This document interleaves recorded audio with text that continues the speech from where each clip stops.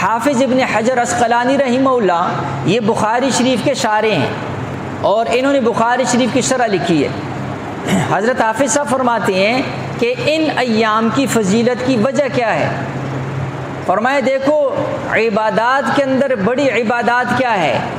وہ ارکان اسلام کے اندر وہ نماز بڑی عبادت ہے، پھر اسی طرح روزہ بڑی عبادت ہے، اسی طرح صدقہ یہ بہت بڑی عبادت ہے، اور حج جو ہے یہ ارکان اسلام کے اندر اگر حج مقبول ہو جائے تو اللہ کے نبی علیہ الصلوۃ والسلام نے فرمایا جب حاجی واپس آئے گا تو اس حال کے اندر آئے گا جیسے آج ہی اس کو اس کی ماں نے جنا ہو، اللہ اس کے سارے گناہوں کو معاف کر چکا ہوگا۔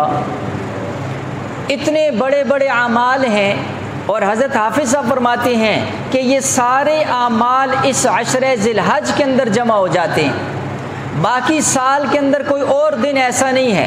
نماز تو پورا سال ہوتی ہے، ان ایام کے اندر بھی ہوتی ہے۔ روزہ نفلی ان ایام کے اندر اللہ کے نبی علیہ الصلوۃ والسلام نے اس کی فضیلت ذکر فرمائی، اور صدقہ قربانی کی شکل کے اندر وہ بھی انہی ایام کے اندر ہے، اور حج جو ہے وہ تو پورے سال کے اندر صرف انہی ایام کے اندر ہے۔